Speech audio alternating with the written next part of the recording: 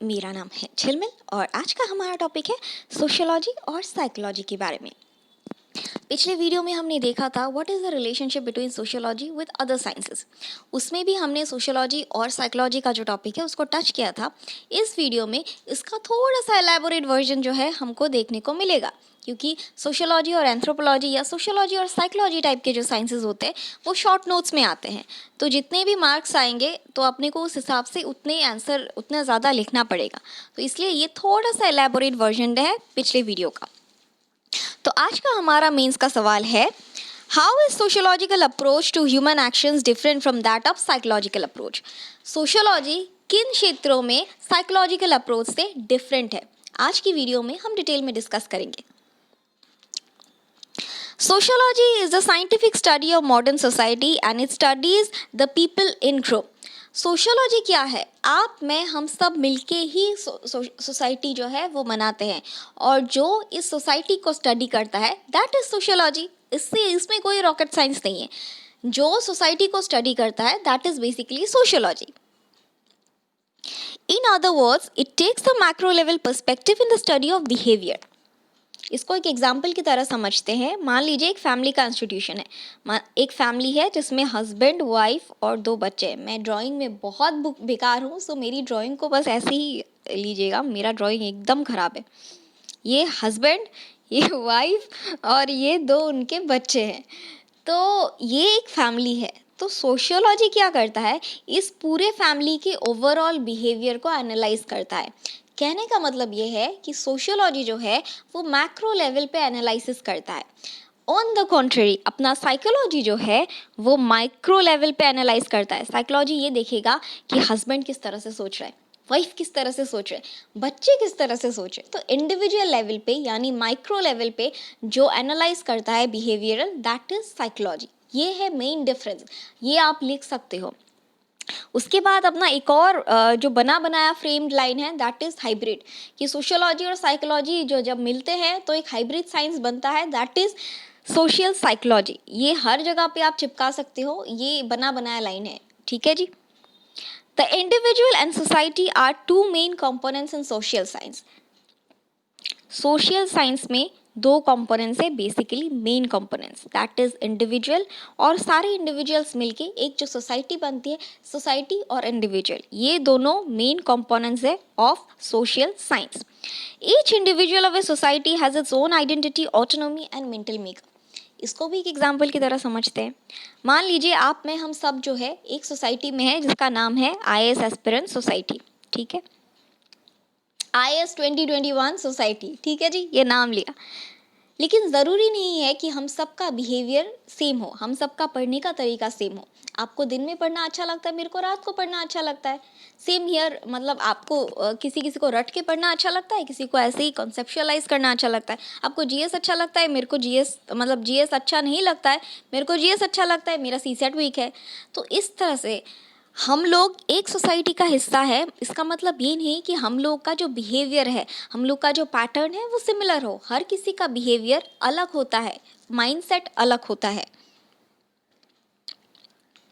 This would explain why there is a variation of behavior of 2 individuals belonging to the same society. इसी को मैंने बताया कि किस तरह से एक सोसाइटी, जैसे IAS 2021 का सोसाइटी हमने गठन कर लिया, उसमें 2 इंडिविजुअल्स का बिहेवियर किस तरह से अलग है ये एक्सप्लेन करता है। उनका माइंडसेट अलग है, उनका पढ़ने का पैटर्न अलग है, लेकिन गोल सेम है उनका, हमको IAS बनना है, लेकिन उनका जो तरीका है, जो मंजिल, जो रास्ता है वो अलग अलग है। अब बात करते हैं साइकोलॉजी की। मुझे साइकोलॉजी पर्सनली बहुत ज़्यादा पसंद है।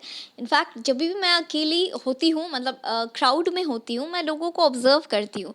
और आप भी कभी ट्राई कीजिएगा, लोगों को ऑब्ज़र्व कीजिए, उनके बिहेवियर को, उनका लाइक्स डिसलाइक। आप 15 मिनट लोगों को, एक लोग को ऑब्ज़र्व कीजिए, आप विद इन द 16 मिनट्स आपको पता चल जाएगा कि वो बंदा या बंदी किस तरह का है।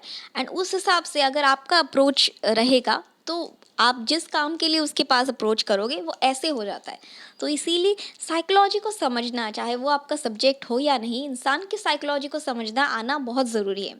मेरे को बहुत ट्रेनिंग लगा ये इंसान को पहचानने में, मतलब साइकोलॉजिकली पहचानने में। और बाय गॉड्स ग्रेस मैंने इंसान पहचानने में कभी गलती नहीं की आज तक। The discipline that focuses upon the individual is known as psychology. It studies the mental structure of the individual, his memory, intelligence, and psychological problems, etc. Psychology क्या होता है कि इंडिविजुअल के दिमाग में क्या चल रहा है, अगर उसके दिमाग में कुछ डिप्रेशन है, अगर उसके दिमाग में कोई साइकोलॉजिकल प्रॉब्लम्स है, बोलते हैं ना स्पिरिट पर्सनालिटी आ गया, उसके बाद बाइपोलर डिसऑर्डर्स, बहुत सारे साइकोलॉजिकल इश्यूज होते हैं। आजकल तो बाइपोलर्स के केसेस बहुत भयानक खतरनाक बढ़ रहे हैं हर जगह आपको बाइपोलर्स मिलेंगे। तो ये जो है, जो इंडिविजुअल के मानसिक स्थिति को एनालाइज करने की या परखने की जो क्षमता है, that is psychology. In other words, psychology tries to understand why an individual behaves in a manner he does. तो साइकोलॉजी क्या करता है, इंसान की बिहेवियर को एनालाइज करने की, ये निकालने की कोशिश करता है। मान लीजिए एक बंदा है, वो नॉर्मली बिहेव कर रहा था, बहुत टाइम से नॉर्मली बिहेव कर रहा था, अचानक से उसके साथ कोई इंसिडेंट हुआ, फिर वो चुप चुप सा रहने लग गया, किसी से बात नहीं करना, एकदम आइसोलेट होके जाना, हाइबरनेटिंग मोड में रहना। तो साइकोलॉजिस्ट जो है यहाँ पे सोचता है, एनालाइज करता है, उसके सारे पैरामीटर्स को परखता है और फिर डिसाइड करता है कि क्यों इसके साथ अचानक से ये परिवर्तन हुआ है। तो this is the role of psychologist. In addition to the qualitative assessment, psychology makes a lot of use of the quantitative techniques such as blood parameters, etc. For example, मैंने साइकोलॉजिस्ट की ड्यूटी भी की है, so I know that अगर कोई clinical psychologist basically उसके पास जाता है, तो ऐसा नहीं होता है कि आपको सिर्फ बिहेवियरल एनालिसिस पे किया जाता है। लोगों के जो दिमाग में जो हार्मोन्स होते हैं, जो डोपामाइन डिसऑर्डर्स होती है, या फिर किसी किसी को रात को नींद नहीं आती है, या फिर हेलुसिनेशंस होती है लोगों को, तो ये आप लोगों को जनरली देख के नहीं बता सकते हो।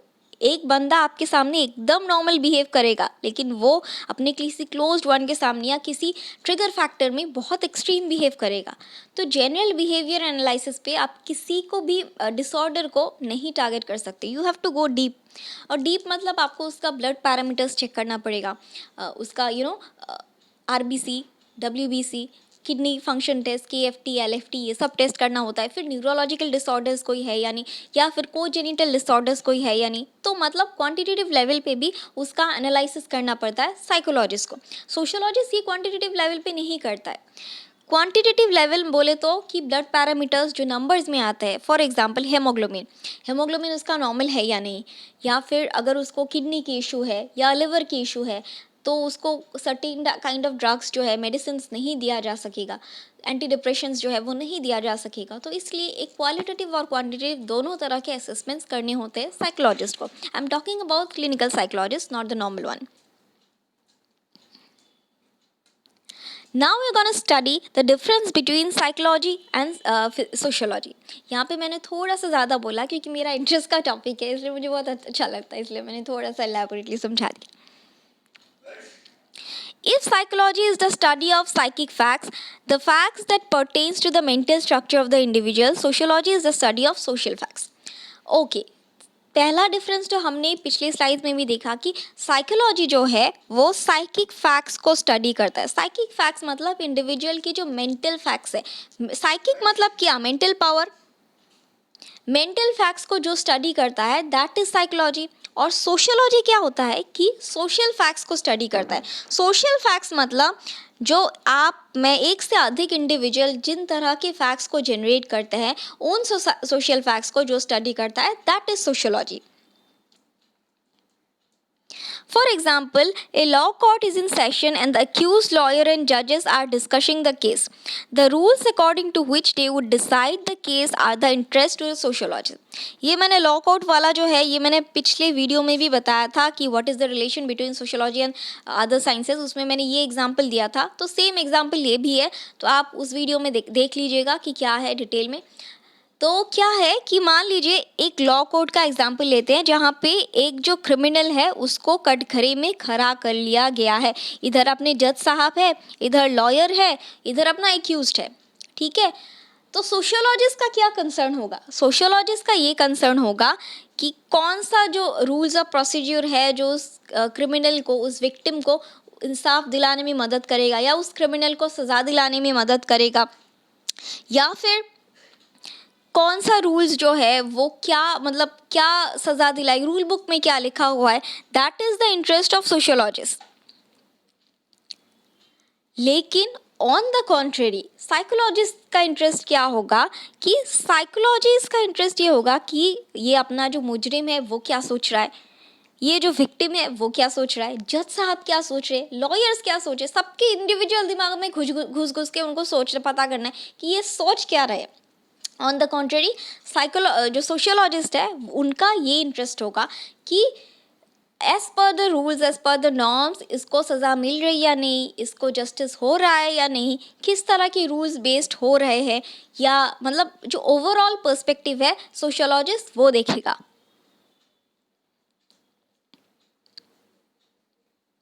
ये जैसे नोबिता सोच रहा है कि खूनी के दिमाग में आखिर चल क्या रहा है जिससे उसने खून किया था, तो ये अपना सोच है साइकोलॉजिस्ट का, उसका अलग ही लेवल का सोच है।